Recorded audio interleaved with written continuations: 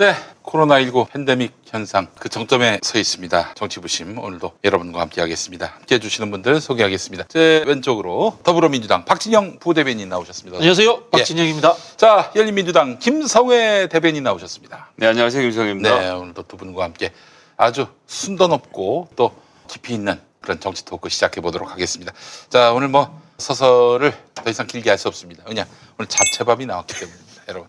요저 잡채밥이 말이죠. 1.5인분입니다. 김용민이 거는 1.5인분이에요. 자, 근데 여러분, 요게 2인분이에요. 우와, 엄청 네, 근데 저는 이거 2인분 다 먹을 수 있습니다. 아, 너무 무겁진 않네요. 예. 자, 여러분, 노키친의 잡채밥 주목해 주시기 바랍니다. 부엌이 필요 없다는 의미에서 노키친인데요. 특히 그 한식은 손이 많이 가고 조리 시간이 깁니다. 하지만 노키친은 세척부터 손질까지 완벽하게 준비된 재료와 40년 노하우가 담긴 양념을 함께 보내드립니다. 40년 된 양념은 아니고 40년 노하우가 담긴 양념입니다. 레시피대로 데우고 볶기만 하면은 유명 맛집에 굳이 갈 필요가 없는 명품 요리가 탄생합니다. 오늘 소개할 잡채가 덮인 밥, 잡채가 덮친 밥이군요. 새우가 다 들었네. 잡채가 덮친 밥은 무엇보다도 압도적인 토핑을 자랑합니다. 돼지고기와 새우, 당근, 양파, 목이버섯, 새송이버섯, 파프리카와 피망, 죽순, 다진 마늘 등 밀키트 안에 모두 포함되어 있습니다. 그뿐 아닙니다. 2인분의 즉석밥까지 함께 동봉이 되는데 노키친을 먹을 때는 다른 어떤 재료도 따로 준비하실 필요가 없습니다. 그야말로 현존하는 가장 완벽한 밀키트라고 자신합니다. 불만 있으면 되는 거예요, 불만. 밀가루 섭취가 금지된 분들께도 강력하게 추천합니다. 노키친의 당면은 전분으로 만드는 것이기 때문에 글루텐이 제로입니다. 게다가 넓적 당면이라서 파스타처럼 쫄깃하면서 부드러워서 면식을 잘 드시지 않는 분들, 면식을 별로 안 좋아하는 분들의 갈증을 시원하게 해소해 드립니다. 자, 노키친 잡채가 덮친 밥 1749g인데 17,900원입니다. 노키친의 모든 제품은 2인분이라고 소개하는데 4인분 같은 2인분입니다. 특별히 회식을 하는 집이 아니라면 4인 가족도 먹을 수 있는 넉넉한 양입니다. 그럼에도 가격은 정말 저렴합니다.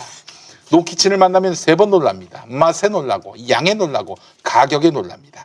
김용민닷컴에서 최고의 한식 밀키트 노키친을 압도적 최저가에 만나보시고요. 함께 제공된 이 김치, 아이고 빛깔부터 그냥 기가 막히죠? 여러분 보이시죠? 이 김치는 여수 최고의 맛집 청정게장촌의 진짜 여수김치입니다. 진짜 여수김치 역시 김용민닷컴에서 압도적 최저가에 판매 중입니다. 많은 관심 부탁드립니다. 일단 당면이 너무 좋고요. 당면의 상태, 쫄깃쫄깃한 정도가 기가 막힙니다. 간이 맞는 건 말할 것도 없고 특히나 요즘 부부 아니면 2인 가족, 1인 가족 이런 데서 잡채 한번 해먹으려면 당근, 양파, 피망, 목이버섯, 새우, 돼지고기를 다 따로 사면 이거 돈 엄청 들거든요. 이렇게 하면 요리를 즐기시는 분들도 집에서 간단하게 해먹을 수 있다는 점에서는 엄청 좋아 보이네요. 그리고 양도 지금 보니까 말씀하신 대로 저 한 팩이면 한 가족이 한 끼 식사를 거뜬히 할 수 있는 그런 양이겠습니다. 원래 잡채라는 게 잔치 음식이라서 귀한 건데 그러니까 집에서 해먹기 귀찮잖아요. 편하게 해먹을 수 있다는 점.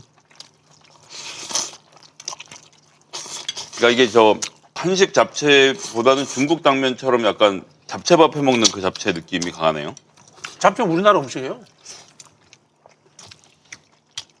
외국인들이 잡채 굉장히 좋아하던데 네. 요즘 못 가지만 유럽 이런 데 가면 아시안 푸드가 유행인데 네. 그중에 유럽인들이 제일 좋아하는 것 중에 하나가 잡채래요. 네. 풀 중에 가장 천대를 받는 풀이 잡초 아닙니까? 잡채도 좀 천대를 받는 문제가 있어요. 근데 지금 우리가 먹고 있는 이 잡채는 잡채라고 하면 안 됩니다. 옥채라고 해야 됩니다. 옥채. 옥채. 아, 너무 맛있네 진짜. 아, 그리고 김치도 기가 막히네. 김치가 맛있어. 요즘 그 황교익 선생님 뭐 아실까요? 왜? 황교안 말고 황교익 선생님. 네. 예. 갑자기 맛있는 음식 먹으니까 그분 생각이 나요. 멋있는 분이에요 진짜. 우리 황교익 선생님.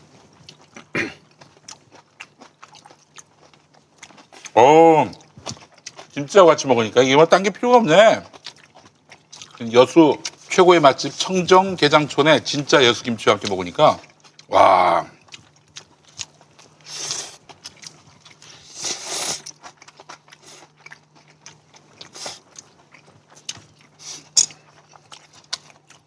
간이 약간 짭짤해서 밥을 얹어 먹으니까 기가 막히네요.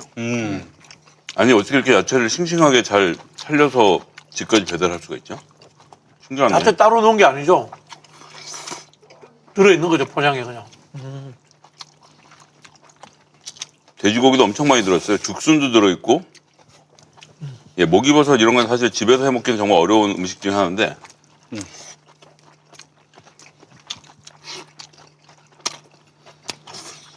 내가 지금 태어나서 이렇게 맛있는 잡채밥은 처음 먹어봤어요, 진짜. 저도 중국 음식 시켜 먹을 때 잡채밥 되게 많이 시켜 먹는데 그런 거랑 비교를 할 수가 없네, 이건. 아유, 어떻게 그걸 비교 안 하게. 응? 근데 맛있어요. 잡채밥이란 이름을 붙이기가 너무 미안합니다. 잡채, 옥채밥. 옥채밥이라고 합시다, 옥채밥. 와, 옥이야, 옥. 잡채밥에 딱 하나 나쁜 점이 있어요. 응, 입가에 자꾸 막 묻어. 응, 그렇지. 저희 집사님 우리 김용민 TV 보면서 응, 김성애 대변인은 안 묻히는데 응. 저하고 우리 김용민 PD만 자꾸 입가에 묻힌다고.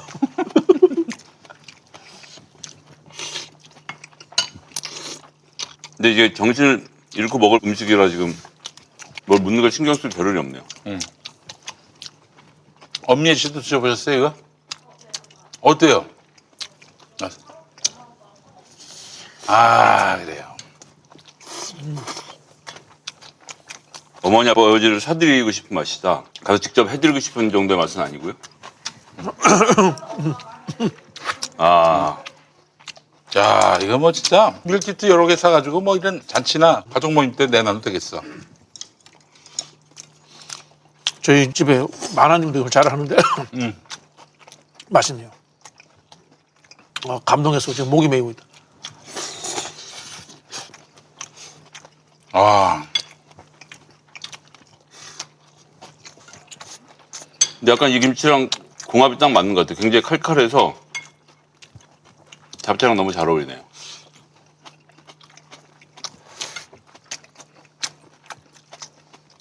할 말을 잃어버리네. 너무 맛있어.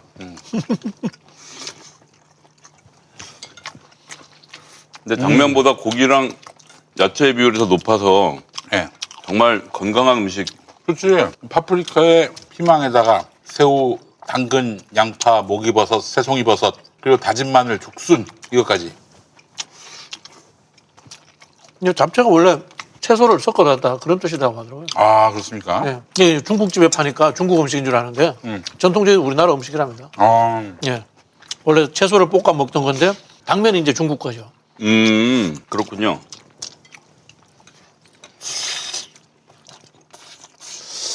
야, 새우도 아주 탱글하고. 이게 다 썰어져서 들어가 있다는 거 아니에요? 네. 그냥 털어놓고 볶기만 하면 되는 거네. 불하고 냄비요.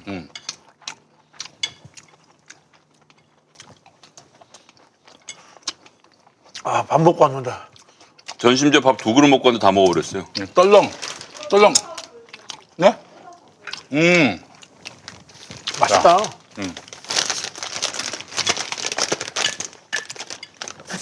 자, 보여드릴게요. 이 기본 맛도 있지만 김용민 PD님 옆에서 먹으니까 더 맛있는 것 같아요. 그럼 여기 전염이 돼요, 전염이. 아유, 세상에 여러분 보세요. 이거 저기 밀키트가 뭐가 들어있는지 한번 보여드리겠습니다. 네. 우선 당면이 있습니다. 그리고 이 저 홍당무하고 양파. 그리고 버섯류. 새송이 버섯. 네. 새우. 요거는 이제 생강 같습니다.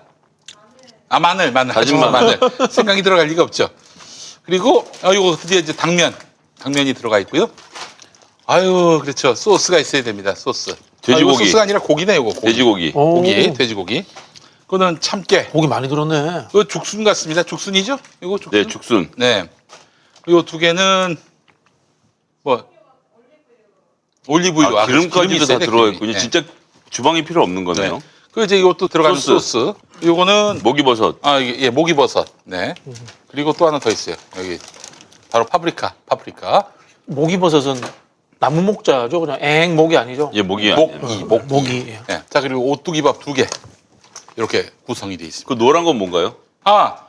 오뚜기 고소한 참기름까지. 아, 참기름. 아이, 세상에. 그럼 그런 뭐- 거 있습니다. 정말 아무것도 없는 펜션 이런 데 가서도 그냥 그렇지. 이걸 가져가면 쭉 해먹을 수 있는 잘 돼 그러니까 있네요. 사실은 밀키트는 모든 걸 다 드린다. 아무 준비 없이 이것만 갖고 할 수 있게 한다. 그 정신으로 아니 그럼 식사는- 로켓친에서 만드는 잡채가 덮친밥 말고 딴 것도 있을 거 아니에요? 네, 많죠. 회사 이름이 오. 밀키트네. 그래서 밀키스가 밀키트에 아니고. 밀키트. 네, 밀키스. 그래서 이제 사실은 버너까지 넣으려고 했다가 부피가 너무 커져가지고 버너하고 냄비까지 넣어드리려고 했다가 그거까지는 좀 포기했습니다. 네.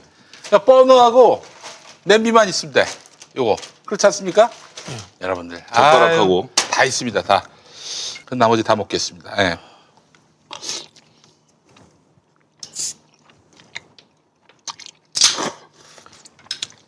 청국장도 기가 막혀요. 아 그래요? 안 드셔보셨지? 오. 다 있어 다. 이 잡채가 참 귀한 음식이었는데 시골에서는 저처럼 이제 시골 출신들한테. 네.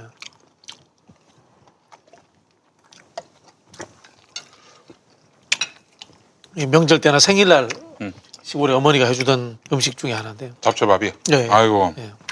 형님 고향이 어디세요? 저기 경북이죠. 경북 영천. 영천. 아, 우리 고향이 난 위대한 인물 김제동. 아 영천 출신입니까? 제동이하고 같은 면 출신의 요즘 정신 나가시는 아저씨 김문수 아저씨. 아, 문수 형이 문수 형이 왜 그쪽에 있나 봤더니 TK 엘리트 정신이 이런 게 있다고. 그렇죠. 예, 예. 자기가 아직도 유림 시대에 살고 있다고 생각하는 사람들이죠. 그 집안이 그런 집안이에요. 그런 분들 실제로 보면 그런 교수님.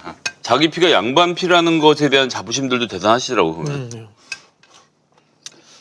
그분은 어쨌든 진보적인 노동운동 할 때도 좀 엘리트주의자였고 또 반대편으로 가서도 또 엘리트주의자고 네. 엘리트주의자면서 그 극우와 극자를 넘나드신다 이렇게 보면 되겠죠.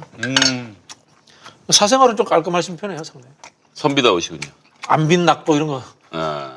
좋아하시는데 집에서도 이렇게 많이 재료를 넣어서 음식을 해먹기는 좀 부담스럽거든요. 근데 여기는 뭐 야채가 충분히 들어있기 때문에 이렇게 준비하시면 제가 보기에는 3인 가족은 그냥 배부르게 드실 수 있고 그럼. 조금 소식하면 4인. 그냥 기본은 3인이라서 2인분 사셔서 2분이 드실 양은 아닌 것 같습니다. 그리고 제가 생각하니까 저런 거 몇 개 좀 준비해서 놀러 갈 때 가지고 가면 아주 기가 막히게 쓸 수 있을 것 같네요. 코로나 시국에 집에서 뭘 많이 먹으니까 살이 찌는 것 같아요 계속. 이런 건 좋습니다. 밖에 나가가지고 병 걸리느니 차라리 살찌는 집에서 근데 집에서도 매일 배달 시켜 먹기도 어렵고 매일 음식을 만들어 먹기도 어려울 때 중간중간에 이런 걸 좀 섞어주는 요령을 보여주면 좋죠. 김성애 대변인 같은 집에서 요리하고 이런 것들 즐기시지 않습니까? 저는 뭘 요리하고 이런 거 안 좋아하거든요. 네. 일단 시간 뺏기는 것 같기도 하고 냄새 나는 것도 싫고 아내분께서 뭐 바가지를 긁지는 않습니까? 남들은 다 하는데. 저는 늘 긁히죠. 예. 저는 한번 그런 얘기가 나올까봐 신혼 초에 화재 사고가 날 만큼의 어떤 그런 상황을 악화시켜가지고 그 뒤로는 다시는 부엌 출입을 못하게. 그러니까 그게 방법인 게요. 저 이제 이런 이야기 하면 안 되는데 제가 뭘 좀 고장을 잘 내요. 마이너스의 손이에요. 특히 가전제품 조금만 맞으면 고장이 나는 거예요. 그래서 잘 안 시켜요. 그리고 또 설거지를 하면은 늘 기름기가 묻어나요. 퐁퐁도 묻고, 예, 네, 퐁퐁도 다 묻고 했는데, 예, 묻어나고 그다음에 또 늘 또 깨뜨리고 금가게 하는 세상에. 이상한 재주를 가지고 있어요. 여러분들 노키친 잡채가 덮친 밥 많이 사랑해 주시고요.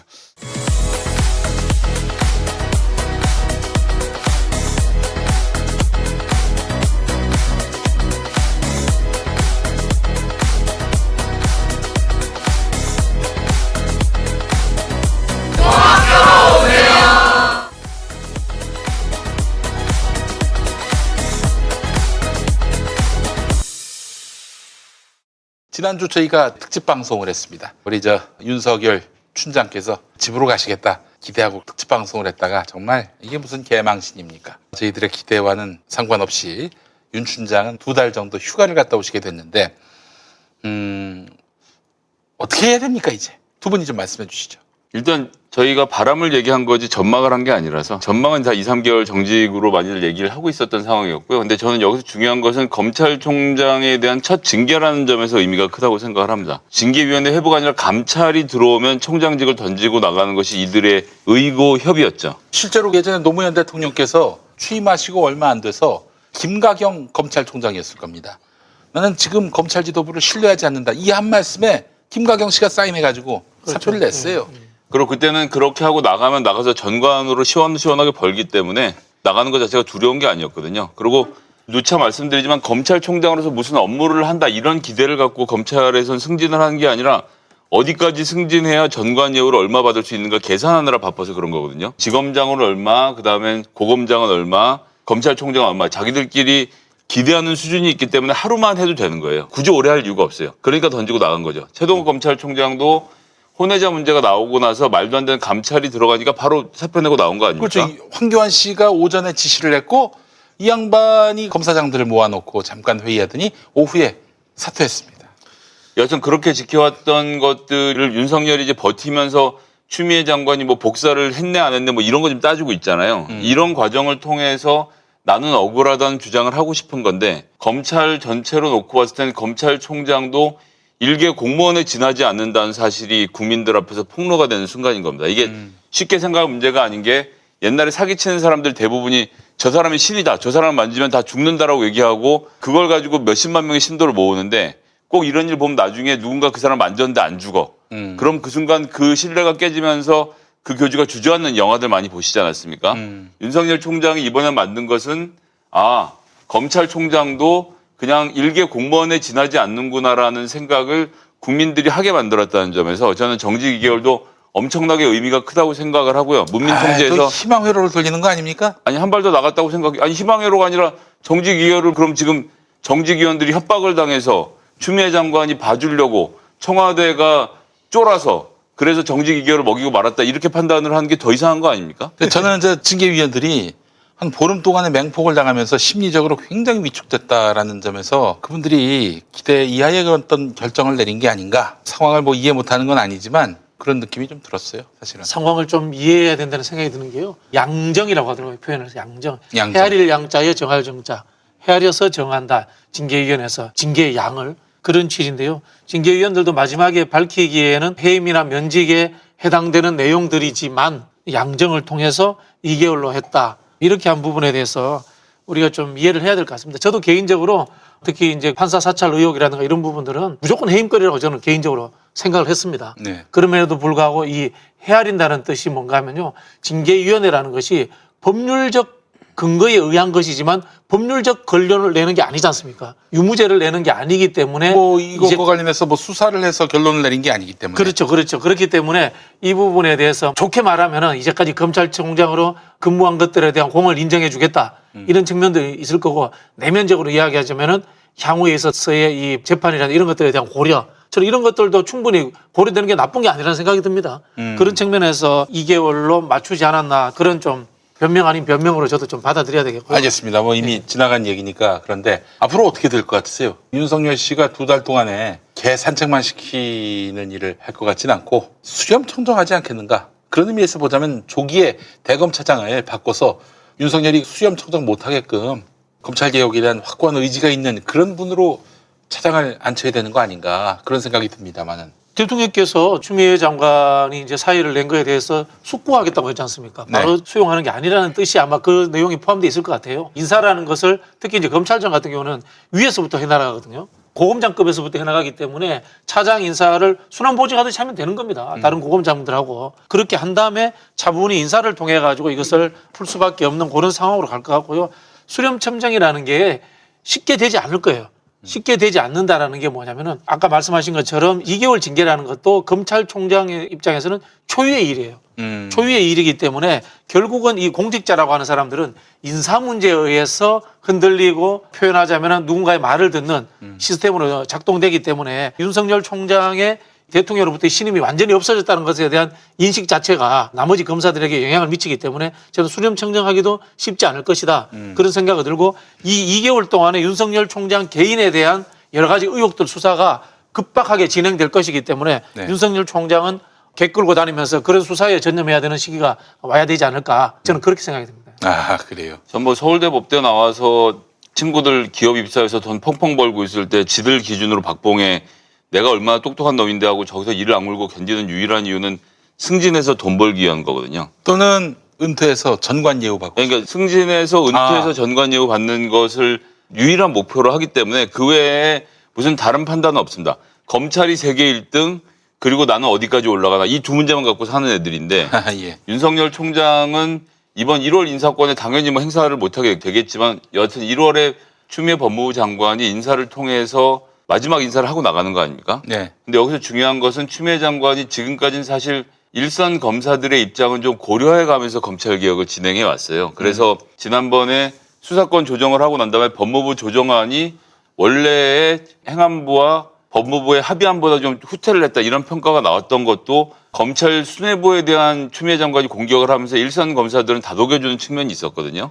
근데 저는 이번 인사는 가차없이 할 거라고 봅니다. 가차없이 마지막 해야죠. 정리를 네. 1월에 하고 나가고 나면 그 자리에 새로 들어올 법무부 장관이 쉽게 일을 할 수 있는 환경을 만들어주고 나가지는 것이 추미애 장관 지금 마지막 목표가 아닌가 싶고요. 대검 차장이 아니라 뭐라도 지금 다 제대로 바로 잡는 인사가 이루어질 것이고 그런 와중이라고 하면 윤석열이 자기를 승진시켜줄 수 있는 사람이 아닌 게 확인이 되지 않습니까? 네네. 그런 말 들을 사람들 숫자는 아주 극소수로 줄어들고 함께 옷 벗고 나가서 정치할 사람들, 서울시장 출마하고 그 다음번에 대선에서 국민의힘 후보로 나가고 싶어하는 사람들 몇 명 데리고 나갈 겁니다 아마. 특히 이제 검찰 인사에서 정관의 예우를 받을 만한 정도의 위치까지 가느냐 안 가느냐 굉장히 중요하거든요. 보통 이제 우리가 차장 정도, 지청장급들을 기준으로 하는데 밑에 뭐 부장까지도 어느 정도 예우를 받습니다만은 네. 이야기가 뭔가 하면요. 검사를 했다고 해서 나와서 무조건적으로 대우를 받는 게 아니에요. 검사를 내가 지청장급 쪽을 출신 정도 되는데 내 후배들이 지금 검사를 하고 있어가지고 전화 한 통화로서 기소되는 것도 막아낼 수 있고 하는 그 정도 권력이 되어야지만이 흔히 하는 우리가 얘기하는 정관예우라는 것을 그렇지. 누린다라고 이야기하는데요. 사실은 이게 명백히 이야기하면 범죄입니다. 범죄 행위. 그럼요. 예, 현직 검사가 전관 예우가 사실 전관 비리죠. 병합 비리죠. 예. 그런 부분에서 이제 작동되는 거기 때문에 이번 기회에 이 정관 예우가 될 만한 소지에 있었던 것들을 보였던 사람들에 대해서 전면적으로 한번 저는 뒤집어 봐야 된다고 생각해요. 그래서 저는 최강욱 대표가 이야기하신 검찰에 대한 이 정관 비리에 대한 특검 좀 이런 거 한번 해볼 시기가 되지 않았나 이런 생각 갖고 있어요. 김봉현 씨가 이미 진술한 바도 있고 그런 과정에서 폭로한 여러 가지 문제가 있지 않습니까? 수원 여객에 대해서 압수수색을 사전에 알고 피할 수 있는 것을 만들었던 정황 그리고 윤대진 검사가 또 거기에 연루되어 있지 않느냐라는 여러 가지 의혹들 포함해서 검사들이 소위 말하는 전현직이 짜고 변호사와 검사가 짜고 벌였던 수많은 범죄 현장이 같은 피의자인 김봉현의 입을 통해서 폭로가 됐습니다. 그리고 처음에는 보수 언론들이 저런 전과자의 말을 어떻게 믿느냐라고 하면서 근데 정작 소위 말하는 청와대 수석이 돈 받았다 이런 것도 다 김봉현의 입을 빌어서 기사를 쓴 거였거든요. 여하튼 범죄자의 이름을 빌어서 정보를 확인해보지도 않고 저런 짓을 한다고 추미애 장관을 욕하던 사람들 많았는데 결론적으로는 김봉현 씨가 말한 게 룸사롱 접대 등에서 다 드러나지만 다 사실로 드러났잖아요 지금. 그렇다라고 한다면 수원 여객 시절에 있었던 문제들도 제가 보기엔 다 현실적으로 드러날 문제들이다. 그러면 이 문제는 민주당과 함께 의지를 가지고 특별검사제를 도입해서 공수처가 만들어지기 전에 이 건은 이 건대로 별건으로 다뤄야 된다라고 생각을 하고요. 이런 과정을 통해서 검사들의 범죄적 전관 비리가 들추어지는 것 이것이 대단히 중요하겠다는 생각이 듭니다. 아, 우리가 거기까지 갈 수 있을까요? 갈 수 있죠. 가야죠. 숫자가 충분히. 작년 이맘때 때 공수처 여론조사하면은 공수처 지지한다가 65% 이상 나왔어요. 근데 지금 공수처 지지한다는 여론이 더 나빠졌단 말이에요. 이건 뭐냐면은 두 가지겠죠. 물론 공수처 논란 때문에 국정이 힘들어졌다라는 것들에 대한 국민들의 불만, 또 빨리 왜 안 처리했느냐는 불만, 이런 것들이 다 반영된 거거든요. 그러면은 이 공수처가 뒤집어진 여론을 뒤집는 방법은 뭐겠어요? 성과를 내는 거지. 뭐. 그렇죠. 그것도 있고, 그건 이제 후의 이야기고, 공수처가 만들어져야 되는 당위성을 다시 한번 국민들에게 보여줘야 되는 거예요. 그렇지. 예. 그게 제가 봤을 때는 말씀하신 특검이라 이런 것들을 통해서 현재 검찰이 잘못하고 있는 부분들을 낱낱이 우리가 흔히 하는 까발려야 된다 이런 거죠. 예를 들어서 지금 이 김봉현 건 말고도 또 똑같은 건이 있었는데 김형준 부장검사 생각이 나실 겁니다. 김형준. 예, 김형준 부장검사 박희태 전 국회의장의 사위인데 아, 네. 그래요? 이 사람이 2016년에 고교 동창으로부터 스폰서를 받을 때 고교 동창한테 에이스 좀 미리 챙겨줘라 라고 얘기를 했고 스폰서가 술집 직원에게 110만 원을 송금을 했고 이 검사가 술집 직원하고 같이 호텔방에 들어가는 것도 확인이 됐습니다. 예. 예. 들어갔지만 묵주만 꿰고 있었다. 예. 그래서 성관계를 끝까지 부인했고 당시에 확인할 방법이 그러니까 둘이 성관계를 가진 것을 나중에 확인할 방법이 없다는 이유로 그 당시에 무혐의로 불기소 처분을 했어요. 이때도 이렇게 풀어주고 여태까지 그렇게 해왔던 놈들이기 때문에 저는 관련돼서 찾아내기 시작하면 못할 거 없다. 특검을 도입해서 검사와 상감자들이 이번 기회에 이걸 들춰내게 만들어서 전관 비리를 근절해야 된다고 생각을 하고 그렇죠. 그것이 근절될까 봐 두려우니까 검찰들이 한마음 한뜻으로 딴짓을 못하고 댓글을 달고 있는 겁니다. 옷 벗고 나갔으면 좋겠지만 사퇴를 하네, 이 인간들이. 예, 사퇴를 할 수가 없는 상황이니까 댓글만 달고 있는데 그런데 공무원 사회는요. 제가 국회에 일하면서 공무원 사회를 겪어보고 하나 배운 게 있습니다. 네. 룰을 정할 때까지는 난리법석을 치는데 아, 룰을 룰이 정하면은- 정해지면 정해져서 이럴 수밖에 없다. 그럼 또 동등하게 경쟁하는 게 되잖아요. 전관 그렇죠, 비리가 그렇죠. 없이 경쟁해야 되면 그럼 내가 월급을 많이 받기 위해서라도 승진을 해야지라고 또 돈 생각 못하고 그냥 또 일을 해요. 그러니까 굉장히 수능이 빠르다. 요것이 공무원 사회의 특징입니다. 그리고 조금 전에 말씀드렸지만 검찰총장도 징계를 받을 수밖에 없는 일개 공무원에 불과하다는 것을 국민들이 알아버리고 일부 검사들의 전관 비리가 처벌만 한번 되면 그러면 완전히 뿌리는 못 뽑겠지만 상당 부분 가라앉을 것이고 더 이상 저항하는 것이 의미가 없다고 판단하는 순간 또 검찰은 꼬리를 내리고 말을 들을 수밖에 없는 상황으로 간다. 그렇기 때문에 무슨 이 정치적으로 구호를 외칠 게 아니라 입법부는 입법부가 갖고 있는 힘, 즉 특별검사제를 도입해서 전관 비리 관련된 내용들을 수사하고 그리고 입법 활동을 통해서 검찰에게 남아있는 수사권을 경찰로 어떻게 이관할 건지를 타임라인을 세우고 계획대로 법을 만드는 것을 보여주면 저는 더 이상의 난동은 막을 수 있다고 생각합니다. 불과 20, 30년 전만 해도 군대 사단장들, 하나회가 횡행하던 시절에는 군대 사장장들이 길 가는 국회의원들을 따귀를 때리던 시절이 있었다고 하는 그렇죠. 겁니다. 네. 그래서 이제 지역의 나름대로 그 유지라고 불리는 사람들이 때때로 이제 회식을 하는데 그때 대빵은 사단장이었어요. 사단장이. 그제 사단장 국회의원 때렸어요. 그 법원장, 지검장, 경찰서장, 국회의원, 뭐 시장 그 모두 다 사단장의 수하였어요. 그래가지고 박희태 씨 아까 얘기 나왔는데 박희태 씨가 하도 술을 먹이니까 사단장이 가진 게 힘밖에 없으니까 그래서 빨리 눕히려고 폭탄주를 고안해내신 거야. 우리 사회 폭탄주의 그 아버지가 폭탄주의 아버지가 박희태입니다. 박희태예요. 예. 그렇지. 아니 근데 실제로 그 당시에 국방위 술자리에서 유명한 사건. 장군이 국회의원한테 펀치도 날리고 이랬던 적이 있거든요. 네, 그렇죠. 근데 여러분 생각해 보시면 그게 싹 사라졌잖아요. 하나회가 없어지면서 사라진 겁니다. 내부에서 짬짬이가 안 되고 그렇지. 국민들이 저건 별것도 아닌 그냥 직업 군인에 불과하구나를 깨달은 순간 이들의 권력이 마법처럼 사라졌거든요. 맞습니다. 지금 예. 검찰은 그걸 두려워하고 있는 거고 거꾸로 이야기하면 국민들이 검찰이 그냥 공무원이라는 것을 모두 다 합의하는 순간 저 권력은 신기루와 같이 사라진다. 그렇기 때문에 국회가 여기서 멈추지 말고 끝까지 입법 작업을 지속적으로 진행해야 된다라는 점을 좀 강조드리고 싶습니다. 그러니까 그럼 어떤 입법을 해야 된다는 거죠? 다시 한번. 수사권 조정을 해야 되는데 지금 이제 6대 수사권이 남아 있는데 저거 왜 안 갖고 오느냐라고 이제 많이들 말씀들도 하시고 하고 있는데 지금 내년 1월 1일이면 이번에 통과된 경찰청법에 따라서 국가수사본부가 구성이 됩니다. 그러면 지금 각 일선 지서에 있는 수사 역량들이 국가수사본부라는 체계 안으로 들어오고 그 안에서 승진 절차가 정해지거든요. 수사본부가 구성이 돼서 여기가 역할을 나누고 나면 검찰에 있는 6대 수사권을 어떻게 가져올 건지 계획을 세우고 그 계획을 세우는 과정에서 입법을 통해서 수사권 나머지 6개는 뭐 예를 들면 2023년 6월에 이양한다. 이런 식으로. 지금 법이 꼭 내일 있어야 되는 일을 담을 필요는 없거든요. 유예기한 1년을 두고 한다라고 하면 되기 때문에 지금 180석 있을 때 빠르게 움직여서 검찰 관련된 수사권은 2023년 국가수사본부에 이런 체계가 갖춰지면 이양하는 걸로 한다라고 조항을 박아버리고 그렇게 해서 법안을 만들어 놓고 후속 작업으로 검찰에서 일하고 있는 훌륭한 유능한 수사관들도 국가수사본부로 모셔서 계속 수사를 할 수 있도록 만드는 조치를 포함해서 큰 그림을 그려야 되고 경찰도 마찬가지로 지금 이제 조직은 쪼개놨는데 확실히 인사권을 끊어서 지휘계통을 끊어서 각자 독립적으로 견제할 수 있게 만들어야 돼요. 미국은 예를 들어서 폴리스 디파트먼트가 따로 있고 셰리프라고 해서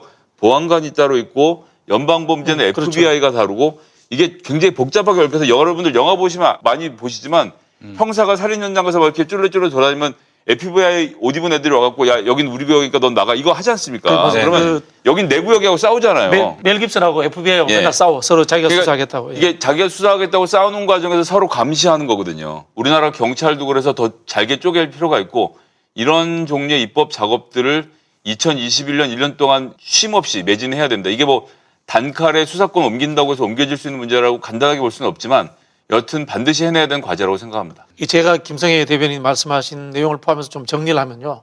검찰 관련해서 두 가지를 저는 계속해야 된다고 보는데 첫 번째는 검찰들의 비리, 과거 잘못된 관행 이런 것들을 전국에 제보를 받든지 해가지고 낱낱이 우리가 있지 않습니까? 백서 만드는 수준으로서 국민들에게 알려주는 일을 해야 된다. 두 번째는 검찰개혁 관련되는 추가 입법을 해야 된다.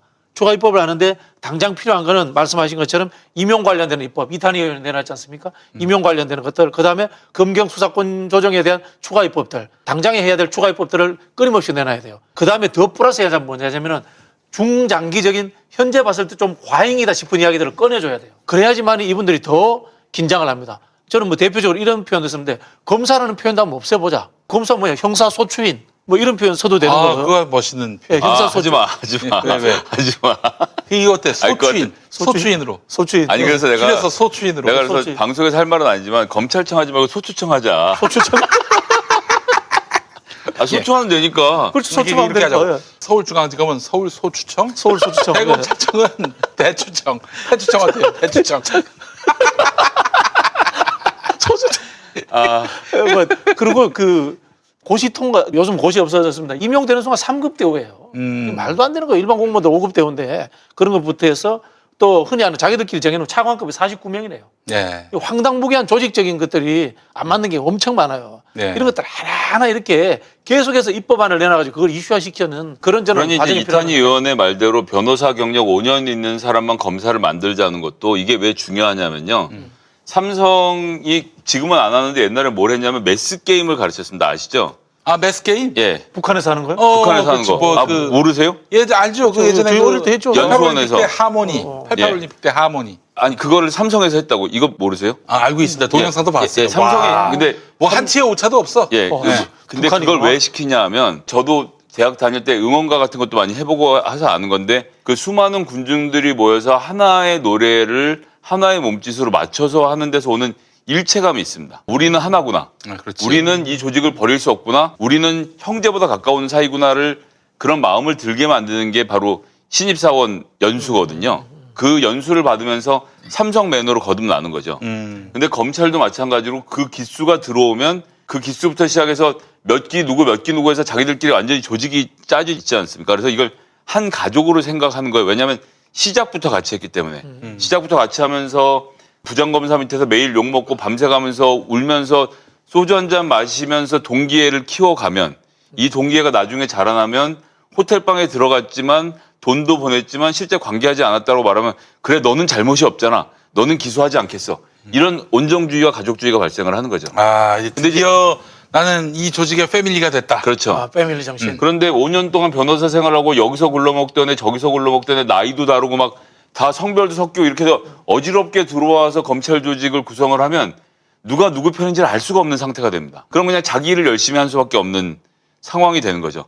기소 열심히 하고 경찰이 수사하는데 인권 침해하지 않는지 잘 들여다보고 공판 나가서 재판부 잘 설득해서 재판을 이겨서 월급을 받아간다가 목표가 되도록 만들어주면 되는 거예요. 네. 지금 검찰이 갖고 있는 가장 큰 문제는 내가 이 나라를 책임지고 있다라는 과도한 명예의식에 시달리고 있기 때문이거든요. 책임 안 져도 돼요. 터무니없는 지지 마세요, 사명감. 힘들게. 네. 예. 그런 것들을 없애는 것으로 이탄희 의원이 낸 5년 변호사 먼저 하고 검사 되라 법 이런 것들 되게 좋은 내용이라고 생각하고 우리 박 대변인 말씀하신 것처럼 그런 식의 수많은 상상력들을 발휘해서 예. 입법을 통해서 검찰 조직을 형해화하고 말 그대로 공무원으로서 자기 자리를 잡을 수 있도록 도와줘야 됩니다. 아니, 이게 저는 사실 변호사 5년 하고 검사가 되는 게 아니라 변호사들이 어떤 사건이나 무슨 기소 유지에 필요하다면은 차출되는 형식의 국선 검사로 제도를 바꿔서 기소청으로 그리고 이 검사는 변호사를 이렇게 차출하는 형식으로 운영돼야 하지 않겠는가. 비정규직 검사를 두자. 이게 제 생각인데 그렇게 어렵나요, 그게? 아니요, 가능해요. 지금 뭐 육법 전수 딸딸 안 외우더라도 네이버 들어가면 다 있는데 뭐 그거 검색해서 찾으면 되는 거고 지금 아니, 선진국 같은 경우에는 개인이 소추할 수 있는 권한을 확대하자는 이야기 하고 있잖아요. 네. 아니 저는 검사장 직선제는 찬성하지는 않지만 미국의 검사장 직선제가 있잖아요. 거긴 직선제로 검사장이 들어가면 검사들도 막 갈려요. 변호사로 있던 자기랑 발 맞는 사람들 막 또 데리고 들어와서 검사도 시키고 그러니까 우리나라처럼 정교하게 기수를 맞춰서 승진하는 문화가 없어지는 게 핵심이거든요. 그러니까 변호사하다 검사도 할 수 있고 검사하다 변호사로도 올 수도 있고 막 이런 것들이 뒤섞이고 프랑스의 경우처럼 일반 공무원도 시험 보면 검사가 될 수 있고 그렇지. 또 변호사도 검사가 될 수 있고 원래부터 검사로 들어온 사람도 있고 저는 우리나라에서 검사 제일 잘할 수 있는 사람은 검찰청 수사관들이라고 생각합니다. 이분들 공부해서 40 넘어서 제2의 직업으로 검사로 변신할 수 있도록 만들어주면 돼요. 네. 그러면 이런 사람들이 나이와 상관없이 기수와 상관없이 뒤섞이면 뒤섞일수록 조금 전에 말씀드렸던 대로 하나회가 무너지면서 군대가 개혁이 됐던 것처럼 검찰 내부도 내가 이 라인 잡고 충성 다하면 이 라인이 시키는 대로 가서 정치인 누구의 목만 베갖고 오면 그러면 승진할 수 있다. 이런 문화를 깨는 게 매우 중요하다는 거죠. 네. 지금 실제로 일을 그냥 잘하면 되는 거예요. 우리가 봤을 때 사회에 굉장히 뒤처진 관행들을 갖고 있다고 생각하는 검찰, 뭐 언론 네. 실제 보면 이거 일제시대 잔재예요. 일제시대 때 해놨던 시스템과 관행 그대로 갖고 있는 겁니다. 일본이 이 선진국이 되는 과정이 압축적으로 근대화했잖아요. 그렇죠. 저희는 더 압축적으로 근대화를 했잖아요. 그러다 보니까 엘리트 관료제라는 것들, 엘리트주의라는 것들을 극대화시켜놓은 상황에서 네. 그 사람들의 특권을 만들어준 거예요. 이거 자체가 어떻게 보면은 친일 청산의 일환일 수도 있다. 네. 저는 문화적인 측면에서 그런 생각까지 가져요. 네. 알겠습니다. 그 얘기 좀 잠깐 해보죠. 야당에 서울시장 후보가 너무 난립하고 있습니다. 안철수 형님도 나오시고 그리고 나경원뿐만 아니라 오늘 금태섭이 서울시장 출마 선언을 했고요. 지금 당장 꼽을 수 있는 사람이 김근식부터 시작해서 조은희 그리고 윤희숙 등등 많이 있습니다. 한길리서치 조사, 저는 한길리서치 조사는 별로 신뢰하지 않는데 그거 보니까 야권에서는 나경원하고 안철수가 두각을 드러내고 있는 상황입니다. 앞으로 서울시장 선거 국면 어떻게 전망하세요? 안철수는 지금 국민의힘 의원이 아니기 때문에 또 국민의힘 소속이 아니기 때문에 어떻게 뭐 범야권 단일화 테이블이 만들어질지. 근데 김종인 위원장은 뭐 그렇게 할 생각이 전혀 없는 것 같아요. 저는 이 판에서 지금 제일 재미있는 건 금태섭, 김근식, 안철수 이렇게 셋입니다. 셋이 우선 단위가 하라 그래서. 사실은 우리 안철수가 그들이 나름 모셨던 조직원들 분들 아닙니까? 예, 그렇죠. 그러니까 안철수가 리트머스라는 얘기가 자꾸 나오는 건데 예. 그 당시 처음에 정치를 할 때 거기에 들어가서 정치를 시작하는 것부터 웃기는 거였고 금태섭 씨는 그러고 나와서는 안철수를 맹비난하는 책을 냈죠. 그분이 항상 패턴이 똑같아요. 검찰에 있을 땐 검사 욕하는 신문에 기고를 한 다음에 검찰을 잘고 나와서 검찰 욕을 하고 그 다음에는 안철수랑 같이 정치를 하다가 잘 안 될 것 같으니까 안철수 차고 나와서 안철수랑 있었던 또 개인적인 얘기를 털어놓으면서 안철수를 욕을 하고 그러고 이번에 또 여긴 나와서 또 문재인 대통령을 또 욕하는데 지금 골몰을 하고 있는데 네. 이 사람들의 공통점은 내가 이렇게 잘난데 왜 사람들이 몰라주지? 이런 거거든요. 그래서 안철수를 욕하는 데다가 김근식 씨 같은 경우도 안철수 씨하고 정치를 같이 했던 사람이잖아요. 물론 그전에 민주당이 있었지만. 그러고 국민의힘에 갔는데 김종인 비대위원장이 말 한마디 했다고 좀 좋아갖고 출마하려고 그러는데 안철수가 자기 앞길을 막으니까 안철수 대표에 대한 욕을 시작했어요. 불공정 경쟁이니 뭐 해가면서. 저는 이 세 분이 일단 미니 단일화 하면 재밌지 않을까. 예? 국민의당 출신 단일화 한 팀 하고 그다음에 또 국민의힘 내에서도 단일화하고 자기들끼리 단일화하고 막 이런 과정들 그런데 국민의힘이 허락하지 않겠죠. 여기서 지금 제일 국민의힘에서 안타까운 것은 국민의힘 자체 국민의힘이 만든 브랜드가 아무도 수익권에서 경쟁을 못하고 있다는 거거든요. 한편으로는 그렇고 안철수 씨가 시장 출마 선언을 했지만 다음 주에 여론조사 결과를 봐야 어느 정도 영향력을 미칠지를 알 수가 있어서 그래서 국민의힘은 지금 입을 좀 다물고 있는 상태가 아닌가. 뭐 전 후보가 많이 나와서 서로 선의의 경쟁을 하는 거는 정치적으로 참 좋은 일이라고 생각하는데요. 글쎄 안철수 씨는 안 될 것 같습니다. 아니 그러면 이제 서울시장 지금 경선 구도가 월드컵처럼 A조, B조, C조 이렇게 나눠가지고 그렇게 안 돼요. 제가 봤을 때는 김근식 교수가 예. 안철수 대표를 비판하기를 네. 자기 뭔데 당신 바로 코리안 시리즈 바로 올라가느냐 그렇게 이야기했는데 우리 김근식 형은 지가 될 줄 알고 그런 말씀하시는 아니 걸까요? 이번에 준 플레이오프도 못 가요. 아니 근데 그렇지 않다고 보는 게 저는 이 싸움이 시작되면 김근식, 금태섭은 안철수가 이런 사람이다라고 폭로를 할 거예요. 네. 내가 해봐서 아는데 야 니들이 찰스 맛을 알아? 내가 먹어봐서 아는데 요거 가는 거거든. 그러니까 꿀잼이라는 거. 그래서 셋이 경선을 시켜야 된다는 거예요. 그렇게 안 되겠지만. 아 그래요. 네. 아 재밌겠네. 그게 하나가 있고 지금 이제 시드 배정이라 그러죠. 이 테니스 같은 경우는 잘 치는 애들은 결승전 비슷한 데까지는 4강까지는 시드로 올려주지 않습니까? 그렇죠. 예. 지금 안철수 본인은 나는 시드 배정 받아야 돼라고 얘기하면서 지금 저러고 있는 거란 말이에요. 근데 여기서 또 중요한 포인트 중에 하나는 제가 들은 정보로는 유승민 씨가 서울시장으로 마음을 많이 먹은 상태라고 합니다. 출마를 할 생각을 하고 있다는 이야기를 이 업계랑 전혀 상관없는데 들어서 제가 좀 되게 신뢰를 하는데 제가 일단 자세한 말씀 못 드리지만 여하튼 유승민 의원이 출마를 한다고 하면 당내 경선은 당연한 거라고 생각하고 준비를 하고 있었던 거거든요. 근데 안철수가 나와서 시드 배정을 요구를 하는 거야. 그럼 유승민의 고민이 깊어지는 겁니다. 어떡하지? 그럼 나도 시드 배정을 요구해야 되나? 그럼 나는 일단 나가 있고 나머지끼리 경쟁해서 1등한 사람이랑 나랑 안철수랑 단일화할까? 지금 이렇게 머리가 돌아가야 되는 상황이라서 유승민으로서는 그렇게 될 것 같으면 출마를 안 해야 되겠다 생각을 하는 상황으로 갈 것이고 나경원, 오세훈이야 뭐 다른 방법 없으니 경선을 하는 그런 구도로 가지 않겠나. 저도 비슷한 이야기를 들었는데 조금 차이가 나는 것은 결국 이제 김종인 비대위원장은 안철수는 별로 안중에 없어요. 왜? 저 친구는 나중에 그냥 편지 쓰고 또 갈 거야 다른데 뭐 이 정도 대충 알고 계시는데 가장 힘들어하는 게 나경원일 거예요. 사실 안철수, 나경원이 비슷한 측면이 있는데 네. 생각보다 여론조사 잘 나올 거예요. 근데 안티가 많아요. 이건 뭐냐면 확장성이 부족하다는 거예요. 네. 근데 이게 경선을 하게 되면은 나경원, 안철수가 될 가능성도 솔직히 있어요. 그런 상황에서 유승민이나 오세훈 같은 대권주자급 보고 나오라고 하기가 민망한 거야. 부담이 되는 거야. 왜냐하면은 대권주자급인데 서울시장 경선에서 탈락됐다. 그럼 정치 끝나고 집에 가야 되는 상황이에요. 그렇지. 그런 상황에서 이 두 사람들은 계속 이제 간볼 수밖에 없는 상황이 돼 있는 거예요. 아마 이 두 사람이 김종인 대표에게 정리를 해달라고 요구를 할 거예요. 아. 이 요구를 하는 과정에서 말씀하신 것처럼 시드를 배정하든가 아니면 경선 방식을 사전에 정해주든가 후보 조정도 저는 가능하다고 봐요.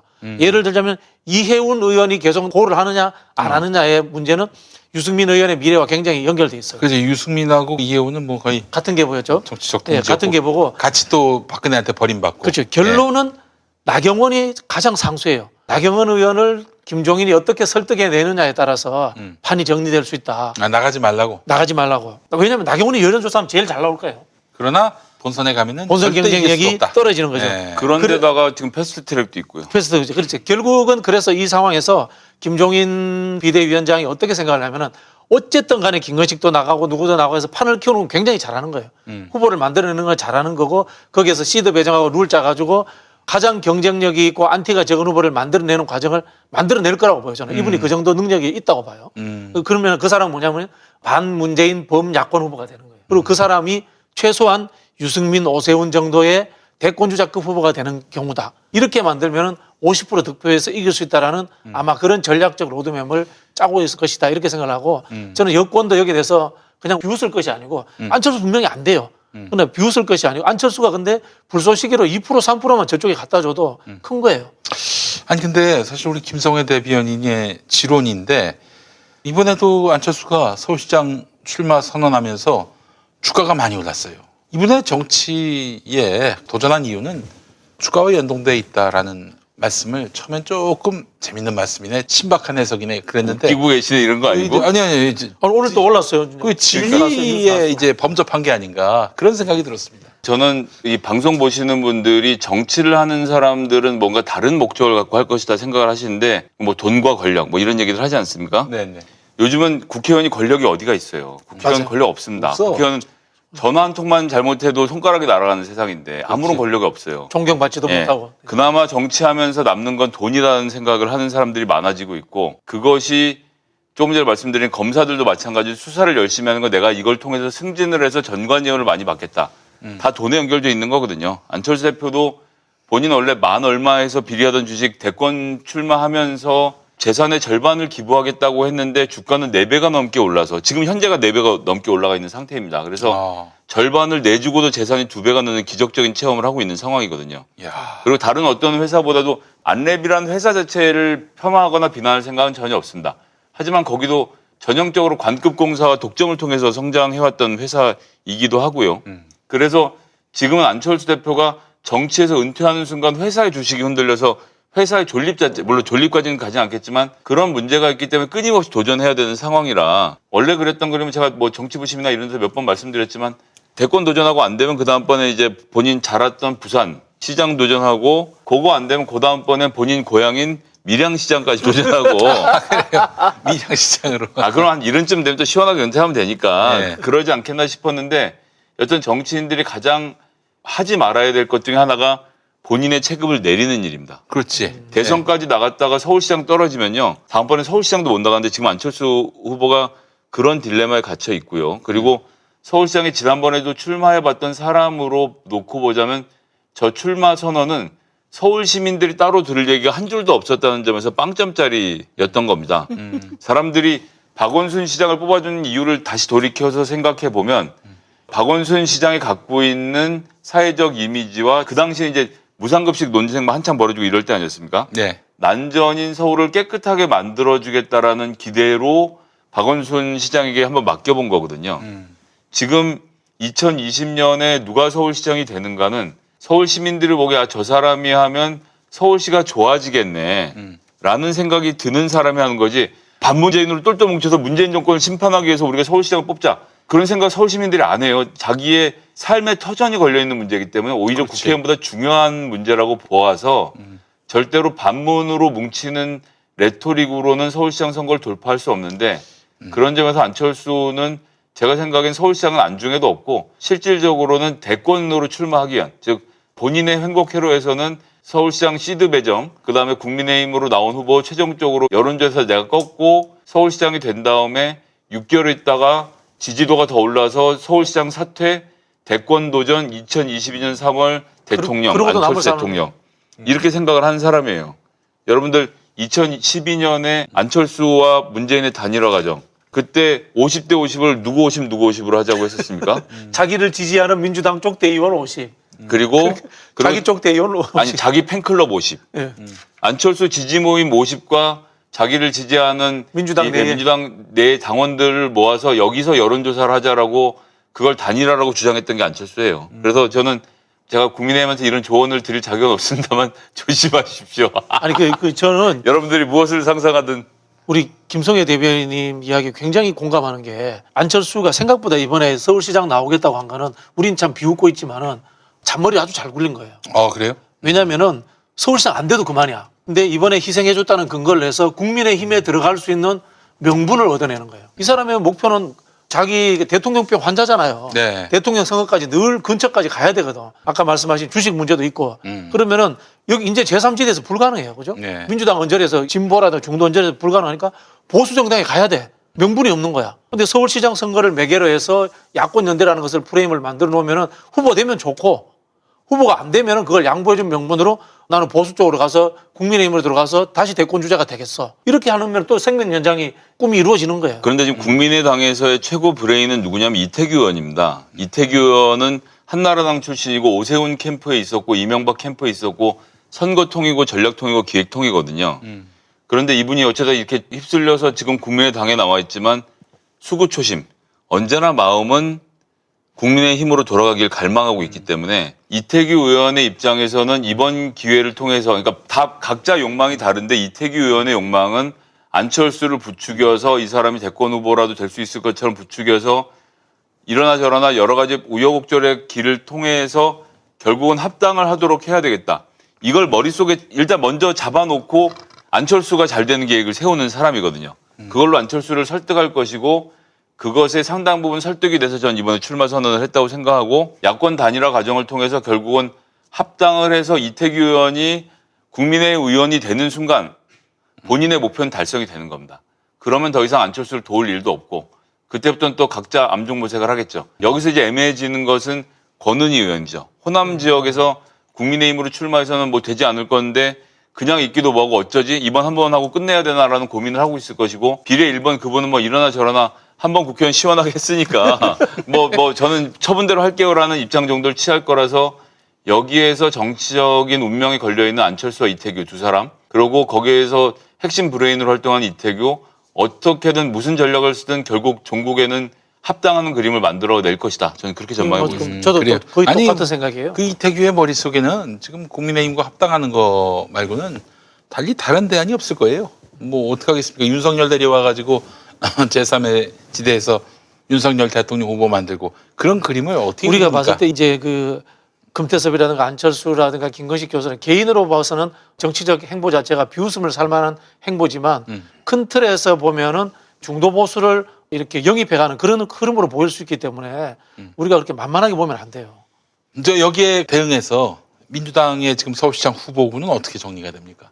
박영선, 우상호 말고 지금 박영선, 우상호, 박주민 박주민. 의원 정도 되는데, 네. 저는 여기에 금방 말씀드린 것처럼 현재 당내 후보들만 이렇게 물망에 올린다는 것 자체는 조금 협소하다고 생각해요. 예를 들자면은 뭐 추미애 장관도 저는 이름 올라와야 된다고 생각해요. 후보 확장 측면에서. 그다음 뭐 강경화 장관 이야기도 나오고 정은경 청장 이런 분들 이름들 나오면서 후보를 확대해가는 과정 자체가 지지층을 확대해가는 과정이에요. 선택의 폭을 넓혀주는 거기 때문에 그런 식의 확대되는 프레임을 짰으면 좋겠다는 생각이 들었고요. 소신이기는 합니다만은 민주 진보 연정이라는 것에 대해서 똑같이 생각해 봐야 돼요. 지금 이 김근식이나 이런 분들이 무슨 이야기를 하냐면은 연정을 이야기해요. 연립정부 이야기해요. 안철수도 연립정부를 이야기해요. 똑같아요. 우리도 똑같이 세력으로서 맞서야 돼요. 이런 부분에서는. 그런 부분에서 저는 민주당 지도부가 빨리 열린민주당 지도부를 만나셔야 된다. 아까 정의당까지 연대합니까? 정의당까지도 염두를 해줘야지 어떤 형태든지 간에. 근데 염두를 하면서 최강욱 대표가 말씀하신 특검이나 이런 주제들로 저는 만나고 있어야 된다. 네. 정의당과도 중대재해처벌법이나 이런 내용들을 가지고 꾸준히 만나면서 신뢰관계를 다시 사야 된다. 저는 그렇게 생각을 합니다. 열린민주당도 서울시장 후보 지금 모집 열린민주당 뭐 중인 걸로 알고 지금 있습니다. 이번 주 김용민 TV에서도 게시물을 게시해 주셨지만 커뮤니티에 가시면 링크가 있습니다만 국민들로부터 서울시장 후보를 추천을 받고 있습니다. 이번 주까지 국민 후보 추천을 받고 나면 다음 주에 당원과 국민이 함께 추천한 후보군이 선정이 되고요. 그 후보군들에게 저희가 직접 연락을 드려서 서울시장 경선에 띄워주실 것인지를 수락받는 기간이 있을 것이고 그것을 거치고 나면 경선이 좀 진행이 될 거고요. 그런 과정을 통해서 누가 서울시를 책임질 수 있는가를 좀 자신 있게 그림을 보여줄 수 있는 분이 선정되지 않을까라고 기대를 하고 있습니다. 그 추천 당사자가 당내 인사하는 건 아니죠. 그죠? 예, 누구나 할 수 있도록 돼 있어서요. 뭐 좀 우스갯소리입니다만 지난번 총선 때 같은 방식으로 1000명의 당원들을 무작위로 선정해서 3명씩의 국회의원 후보를 추천해달라고 했을 때 생각외로 김연아 씨나 유재석 씨가 좀 나왔어요. JYP는 없던데. JYP는 없었고, 예. 그런데 이제, 이번에 한 2표 정도는 해주시죠, JYP도. 근데 이제 여기서 웃기는 건 그럼 저희가 김연아하고 유재석한테 연락을 했겠습니까? 당연히 안 했죠. 안 했겠죠. 당연히 안 했는데 모 보수 신문에서 나중에 취재가 들어왔습니다. 후보군에 있었던 사람 중에 연락을 안 한 사람이 있다는 의혹이 있는데 제가 얘기를 해줬죠. 유재석이랑 김연아다. 예. 그렇기 때문에 저희는 그런 식으로 시민들로부터 추천받은 사람들을 중심으로 해서 누가 서울시에 적당할지를 여러 차례 토론을 걸쳐서 정할 입장이고요. 아니 근데 다음 주 정도면 윤곽이 나올 것 같습니다. 섭섭하다 유재석 씨. 유재석 씨가 안철수 씨보단 잘할 것 같은데. 연락처를 일단 모르고요. 사실 정치라고 하는 게 국민의 절반을 적으로 돌리는 건데 아이고 그 양반들이 미쳤다고 그걸 왜 합니까? 그러니까요. 백종원 씨도 마찬가지고. 정치가 옛날 같지가 않아요. 존경받는 직업이 아니에요. 김용민도 한두 표쯤 나왔을 것 같은데 연락이 전혀 없어가지고. 아, 제가 많이 명단 다시 안타깝습니다. 한번 확인해 보도록 하겠습니다. 이번에는 JYP도 한 2표 정도 해주세요. 지방자치 전문가인데 명색이. 알겠습니다. 아유 인재를 못 알아봐요 우리 유권자분들이. 예. 이런 부분이 있어요. 제가 요즘 이제 미는 멘트이기도 하고 철학이기도 한데 서울시장 까면 서울시장이 될 수 없다. 그 이야기는 뭐냐면요. 서울시정만을 생각하면 안 됩니다. 서울시장은. 그렇지. 왜냐하면 대한민국 넘버원 특별시장이기 때문에 대한민국 전체에 대한 비전을 가지고 있는 사람이 서울시장이 되어야 된다. 왜? 서울시 혼자만 잘 살아서도 안 되기 때문입니다. 그런 측면에서 저는 대한민국 전체를 아우를 수 있는 사람이 서울시장이 되어야 된다. 그리고 두 번째는 서울시장에서 정치를 끝내겠다고 한다면 우리 국민들이 게임으로서 재미없어 합니다. 이 사람은 서울시장을 하고 난 뒤에 그 뒤에 뭘 하고 싶을까? 또 어떤 일을 하고 싶을까? 유엔 사무총장이라도 하고 싶을까라는 상상력을 만들어줘야지만이 서울시장 후보로서 굉장히 국민들의 기대 게임에 부응할 수 있을 것이다. 저는 이 말을 꼭 해드리고 싶어요. 알겠습니다.